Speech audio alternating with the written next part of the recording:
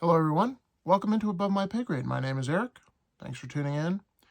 You guys submitted some questions for me the other day, and we're going to go through them. Haven't read them yet, so hopefully they're professional. All right, first question from Eric with a K, Hoover. Hi, Eric. My question for the AMA is, how low do you think the US dollar will drop in value over the next year? With the Fed creating a CBDC, my magic 8-ball keeps saying outlook not so good. All right, so Eric, I am thinking through this in a couple different ways. And as I am fond of saying, as George Gammon inspired me to say, there are no certainties, there's only probabilities. And oftentimes people look at the future of finances or economics in certainty terms. And when you're dealing with people and billions of people's emotions, that is not certain for sure. But you can assume based off incentives what people will do, but it is not certain. All that to say, compared to what? It would be my question back to you. US dollar drop in value next year compared to goods and services, I think it'll continue to drop. I think our risk of hyperinflating is very low in the next decade or so. The reason I say that is we have the world reserve currency. I don't think that's the same case for the yen in Japan, for instance. So how much do I think the dollar will drop in value? If we're talking inflation rates, I think this decade we're going to be somewhere between 5 and 20 every year. We'll bounce back and forth. And when we get to the lower bound, it'll be because we are in a recession, which has its own problems. Because, as I've said before, the problem is the government debt. Obviously, other people have debt, but the government debt is what politicians are looking at because they can't afford it. And when a recession happens, tax receipts go down, and tax burden goes up because people are using more social services. So that does not help the government debt in the slightest when it comes to inflation. And then CBDC, the way I think about CBDC is, how is that going to change anything? Okay, so they come out with this. I know it changes something for politicians. I know it changes something for the ability to use a scalpel on inflation through control and dystopian nightmare stuff. But it doesn't change the printing. A CBDC is, let's say they came out with it tomorrow and they said, okay, now 10 of the old dollars are now one CBDC. It would just create the same problem again. It may extend it, but I don't think you're going to have buy-in like people think. And also, the rollout of it is going to be probably hot garbage as well. The private sector always out-innovates the government. Next question, Rebecca Pluta. Oh, wait, one more question. Was there a fee attached to the application when your mustache applied for its own zip code? Or did they just let you apply for free? Asking for a friend. You know, thank you for respecting it. There was a fee. And it's kind of a secret society, the Mustache Society, so I'm not allowed to tell you. Good question, though. Next question. Lynn Jacobs, music and videos. Got a question, all right. Why the heck aren't more people awake by now? Thank you for being an intelligent life form, blah, blah, blah. Okay. Why aren't people more awake by now?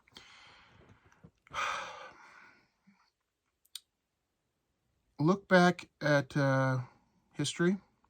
There were certain people warning about when Hitler was coming to power. I'm not by no means making a comparison from today to Nazi Germany, but it was one of those, you can see the writing on the wall. Things don't look so good.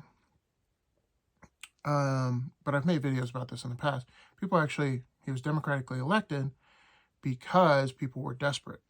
And during that hyperinflationary period, it went from, like, a loaf of bread went from like 20 marks to 2 trillion marks within 2 years. So that woke people up, but they looked for the wrong solution. So why aren't more people awake now? I don't think politicians want them to be awake, obviously.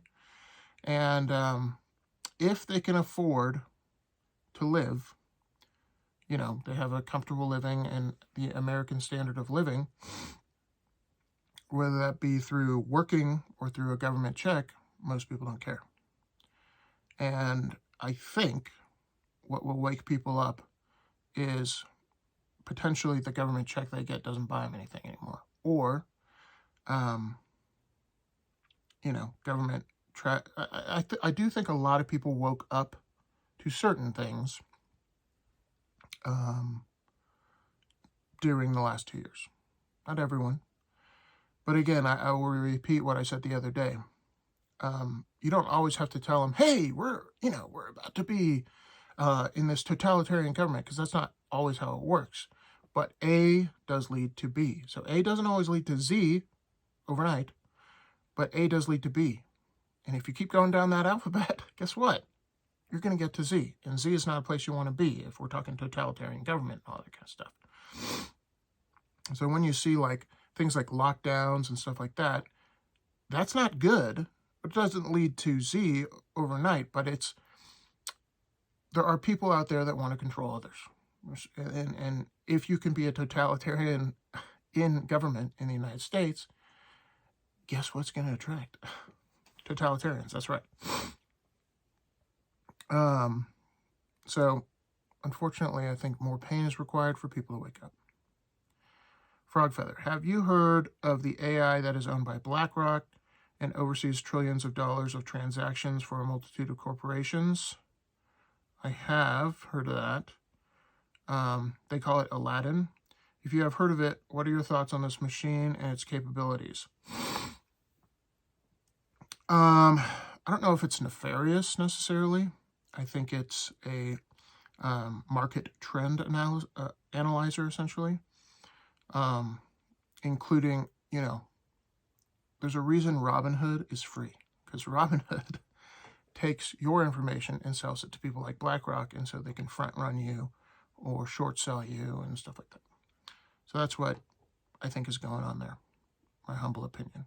And I would say that that's fairly uneducated. I don't know a ton about that. Next question from Eli Hoke. How do you grow such a beautiful stash? Another great question. I love these. Why am I so intelligent? Why such a beautiful stash? I told my mom to get in here and write these. Just kidding. A lot of testosterone and a lot of dedication. That's how you grow this beautiful stash. All right.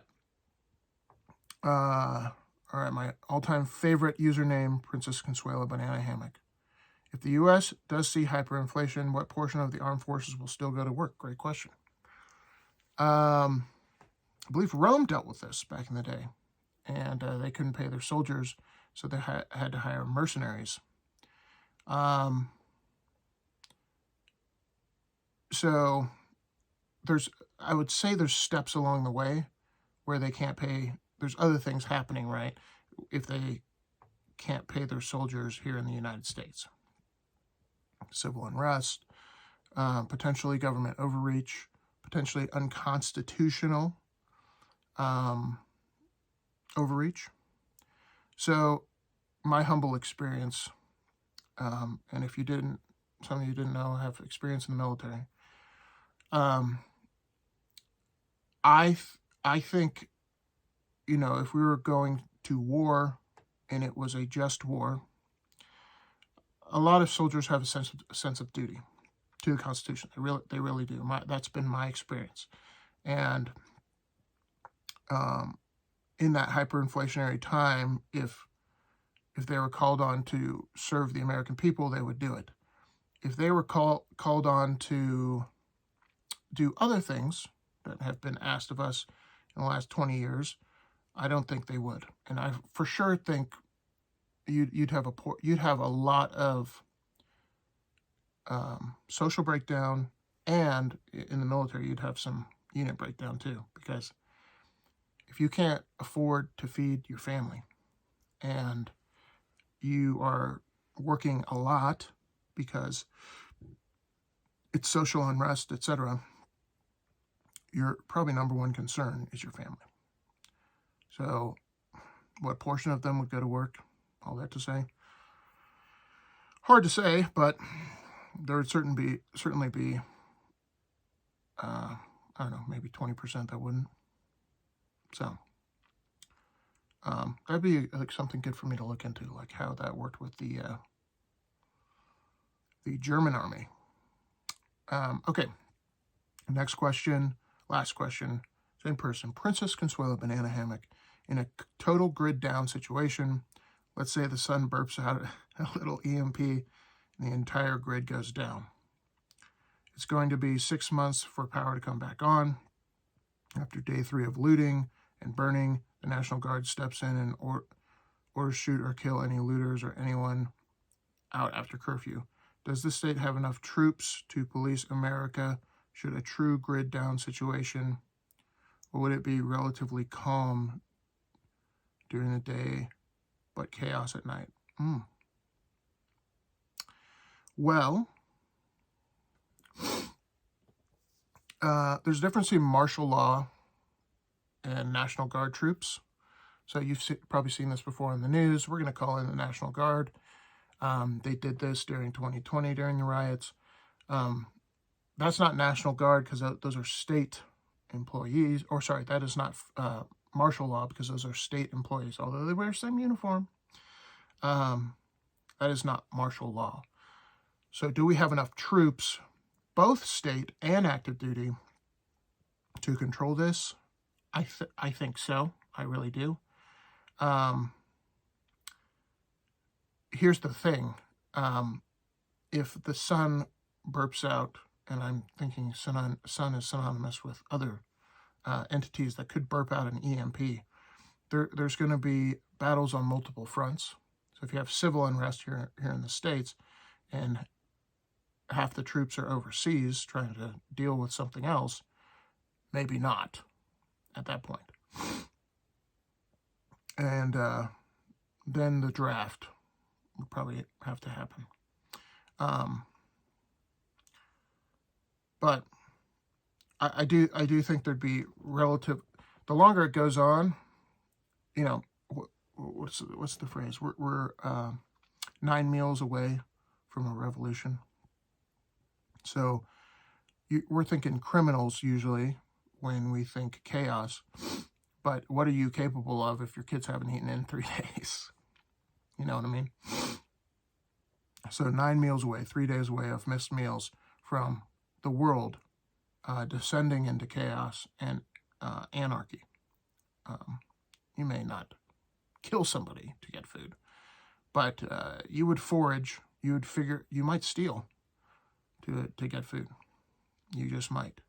So, last thing I'll say, I was thinking about this the other day. It's just kind of food for thought, rhetorical question kind of thing.